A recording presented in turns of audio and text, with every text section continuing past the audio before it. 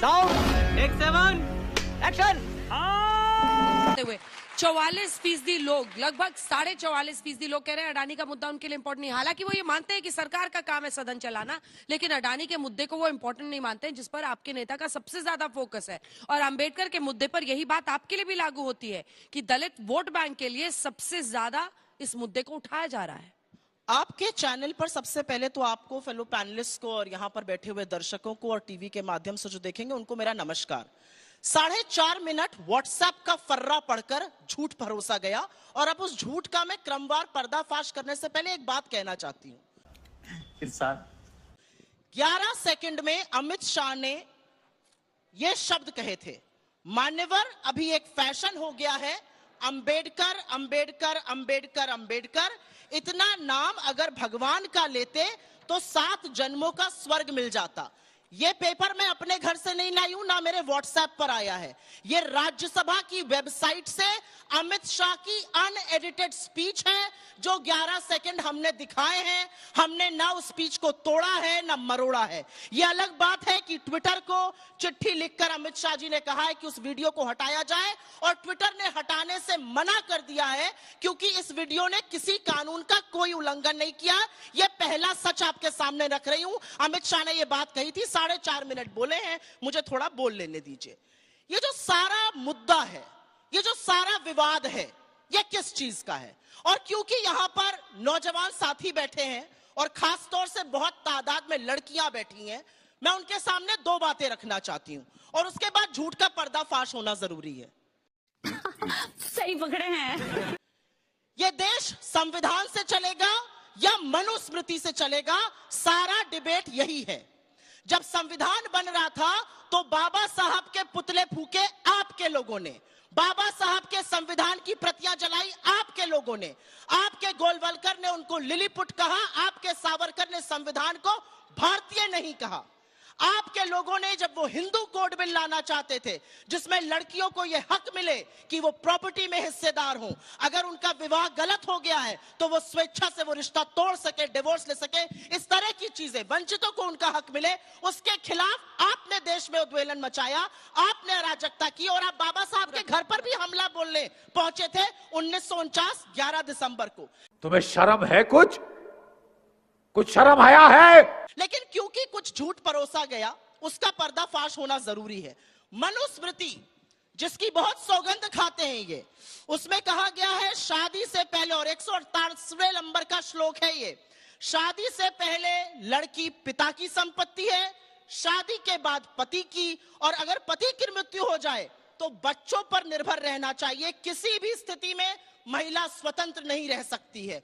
भला हो संविधान बनाने वालों का जिन्होंने मनुस्मृति की नहीं सुनी। इस देश की हर महिला को, हर वंचित को, हर शोषित को, चाहे वो शहर में हो या गांव में हो, गरीब हो या अमीर हो, एक बराबर हक दिया। और इस स्टूडियो में भी जितनी महिलाएं हैं, जितनी लड़कियां हैं, उनको वो सारे हक हैं जो आदमियों को है, और ये हक हमें हमारे संविधान ने दिया है। किसी की खैरात में नहीं मिला है, हमारे संविधान ने यह हक दिया है। छोटा सा बस हवा निकल गई।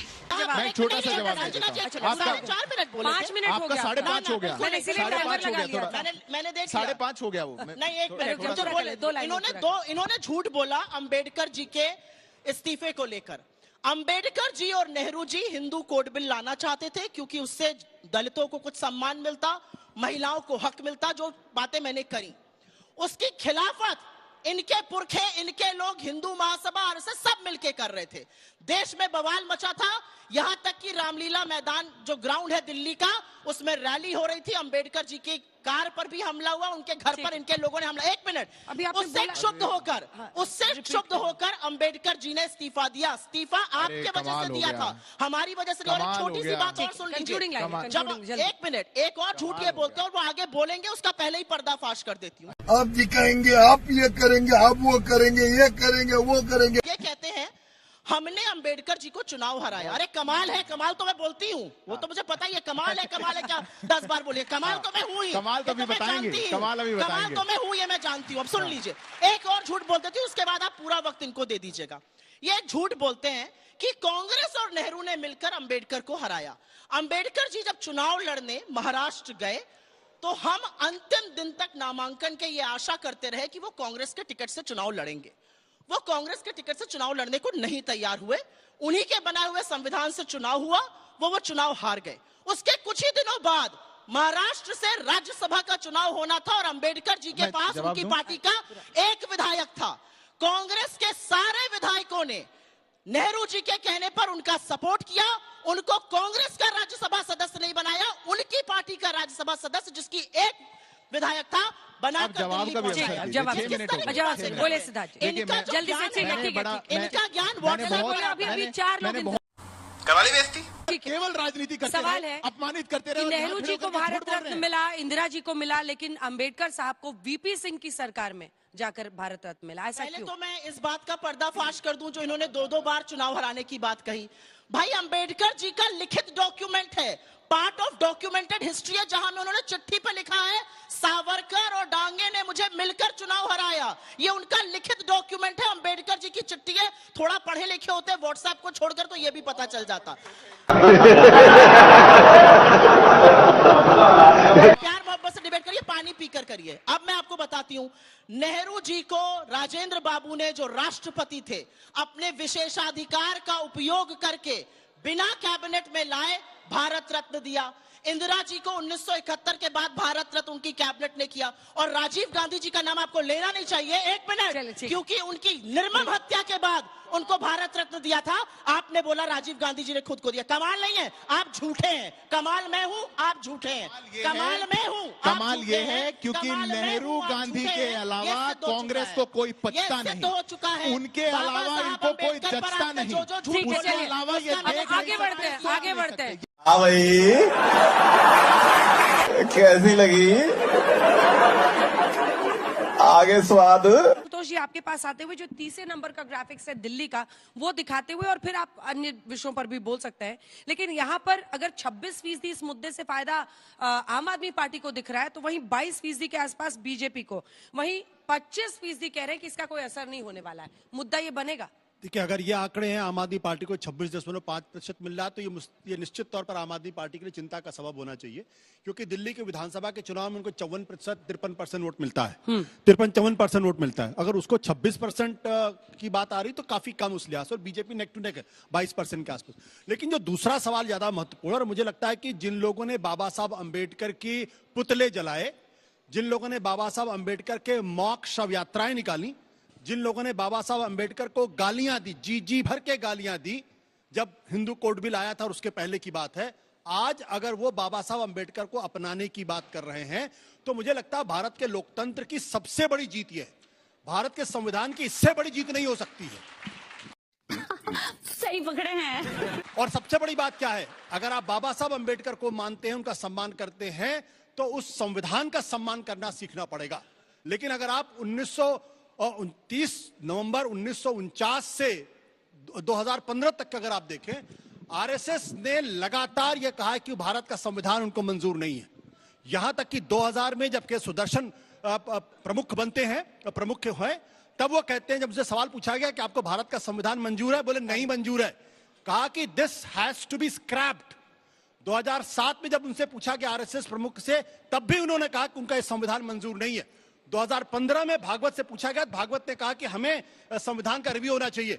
और अभी हाल तक प्रधानमंत्री के एडवाइजरी कमेटी के चेयरमैन थे, जिनकी मृत्यु हो गई, उन्होंने कहा कि नया संविधान चाहिए।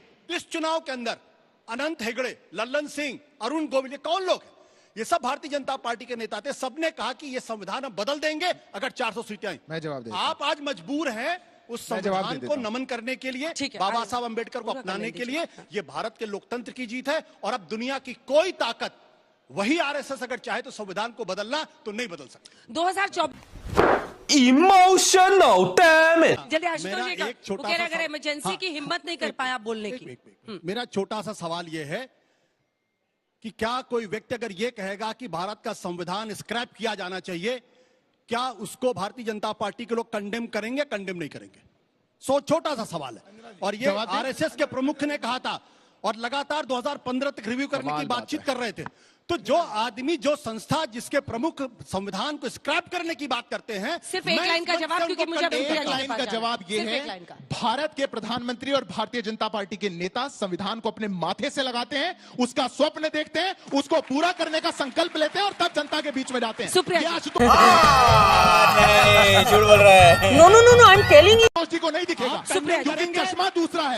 ये जो चश्मा है सुदर्शन जी को, ये चश्मा जो आप आपका कंडेम इस करेंगे चश्मे में धूल सुदर्शन जी जमी को, हुई है, आईने को साफ मत आप करिए। निंदा करेंगे सुदर्शन जी को, अरे आप निंदा चश्मे को करेंगे साफ आप करिए, आप आईने को साफ मत करिए, चश्मे को साफ करिए, इस पे धूल लगी हुई है आपके। संविधान को स्क्रैप करना आज चाहिए। संघ के प्रमुख कह रहे हैं कि भाई देश का वो कह रहे हैं संविधान, देश का संविधान नहीं तिरंगा ये मानते, हमारा है स्क्रैप करना। और इसके निंदा आधार करेंगे। पर हमको चलना है। निंदा आशुतोष जी को करेंगे, कहाँ आप जवाब नहीं दे दिखेगा? रहे। चश्मे आप में जवाब बहुत नहीं दे भारी धूल है। ठीक है, सुप्रिया जी। उतार करके पूछिए। सुप्रिया जी। एक बार माफी मांग लीजिए अंबेडकर जी के अपमान के लिए, माफ कर अरे दिया जाए। बिटिया का नाम मीसा है भाई, माफी मांग लीजिए। बिटिया का वो नाम तो मीसा कीजिएगा, है। ज्ञान दीजिएगा। उस पार्टी से आप जिनकी बिटिया का नाम कहाँ मीसा जाके है, फंसे हुए हैं आप चक्कर में। सुप्रिया जी, सुप्रिया जी, उनके साथ जिनने जेल ए, डाला था। मृत्युंजय कमाल। जी, सुप्रिया जी। देखिए अंजना जी, एक हम पूर्वांचल से आते हैं, वहां पर कहा जाता है हाथ कंगन को आरसी क्या और पढ़े लिखे को फारसी क्या। ट्विटर बतिया रहे थे। ये एक तस्वीर है, ये पार्लियामेंट की प्रोसीडिंग्स थी। पार्लियामेंट के परिसर में विपक्ष के लोग बाबा साहब की ये वाला पोस्टर लेकर प्रदर्शन कर रहे थे। बाबा साहब का ये पोस्टर लेकर संपूर्ण विपक्ष प्रदर्शन कर रहा था। ये तस्वीर थी। बीजेपी की आईटी सेल ने, बीजेपी के ऑफिशियल ट्विटर हैंडल ने, उनके फेसबुक ने, उनके इंस्टाग्राम में रात को 10:45 पर उसी दिन इस तस्वीर में बाबा साहब को हटाकर जॉर्ज सोरोस को लगा दिया, अपने नाना को लगा दिए। भाई बाबा साहब को हटाकर आप उस ऐसे व्यक्ति को लगा रहे हैं जिसको आप देश विरोधी बताते हैं। बाबा साहब को हटाना, बाबा साहब को रिप्लेस करना आपके लिए इतना आसान है और इसी आसानी से आप उनके संविधान को भी रिप्लेस करना चाहते हैं। मैं दो बातें यहां पर कहना चाहती हूं। बोलते बोलते कई बार ऐसी बात मुंह से निकल जाती है जिसका क्षोभ होता है। अमित शाह जी को विनम्रता दिखाकर यह मान लेना चाहिए गलती हो गई, देश के सामने आए, कहे मैं खेद व्यक्त करता हूं, मैं पद से क्या, मैं राजनीति छोड़ दूंगा, मैं माफी तो मांगे। अमित शाह जी को कौन डिफेंड कर रहा है आप ये सुन लीजिए, उसी में दूध का दूध और पानी का पानी हो जाएगा। अमित शाह को डिफेंड करने में अग्रिम पंक्ति में 3 लोग हैं। एक है निशिकांत दुबे, फर्जी डिग्री के मामले में फंसे थे, अपनी साथी सांसद को वैशाली की नगर वधु बुलाते हैं। मुझे बताने की जरूरत नहीं है वैशाली की नगर वधु का क्या मतलब होता है। दूसरा, तुम्हें शर्म है? कुछ शर्म आया है? उनको डिफेंड करने में सबसे आगे जुटे हुए हैं अनुराग गोली मारो ठाकुर। मंच से कहते थे गोली मारो फलाने को। गलत कह रही हूं, सही कह रही हूं, आप बताइएगा। तीसरा, उनको डिफेंड करने में आपके शो पर बहुत आते हैं, आपके चैनल पे बहुत आते हैं, सॉरी, मनोज तिवारी जी ऐसे भद्दे भद्दे गाने महिलाओं के लिए लिखे हैं, बियर पी के नाचे बेबी चमक चमक चम, और फटाफट खोल के दिखावा कि हम वो बोल नहीं सकते हैं। तो ये तिवारी जी, ये दुबे जी, ये ठाकुर जी डिफेंड कर रहे हैं क्योंकि ये बाबा साहब के सामाजिक न्याय को नहीं समझ सकते। और अंजना जी, मैं एक अंतिम बात जरूर यहाँ पे कहना चाहता हूं। छोटा जवाब। इधर उधर की बातें मत कर। आप चलिए गांधी को नहीं मानते, आप तो गांधी के हत्यारे गोडसे को पूछते हैं। आपके लिए जवाहरलाल नेहरू पिछले 10 साल से नेता विपक्ष बन के खड़े। उन्होंने ही तो कहा है निर्मला जी को कि पॉपकॉर्न पे 18% जीएसटी लगाओ। उन्होंने ही तो कहा है निर्मला जी को पुरानी कार पे 18% लगाओ। बच्चों को नौकरी का फॉर्म चाहिए, 18% लगाओ। ये नेहरू जी के कहने पर कर रही है, मोदी जी के कहने पर नहीं कर रही। नेहरू जी इनकी Emotional, damn it! सरकार चला रहे। ये अग्रणी न्यूज़पेपर का एक कार्टून है। ये बहुत कार्टून खेलते हैं, फोटो दिखाते हैं। ट्विटर की तो मैंने अभी इनकी फजीहत करी। ये कार्टून है, गोडसे इसके एडिटर थे। इस कार्टून में वो रावण के सिर पर तीर चला रहे हैं, दशानन। और दशानन में कौन कौन है? गांधी, नेहरू, पटेल, बोस, राजगोपालाचारी जी, मौलाना आजाद जी, तमाम लोग। और बाण कौन चला रहा है? सावरकर जी और श्यामा प्रसाद मुखर्जी जी। ये बात करेंगे इस देश की। 53 साल तक देश के तिरंगे को नहीं स्वीकारा, अपने मुख्यालय पर नहीं लगाया, छोटा सा जवाब दे देता हूं। ठीक है, इसका जवाब बनता है, इसका जवाब बनता है, इसका जवाब बनता है। ठीक है सुप्रिया जी, सुप्रिया जी, किसी ने तुमसे ना हो पाएगा। से। दो लाइन का कमेंट, दो लाइन का कमेंट। कोई जवाब नहीं है। क्या करिए? देखिए बीजेपी, उनकी पत्नी ऐसी, अरे सुनिए ना भाई, किसी की पत्नी, किसी का गाना, किसी का कुछ और। बस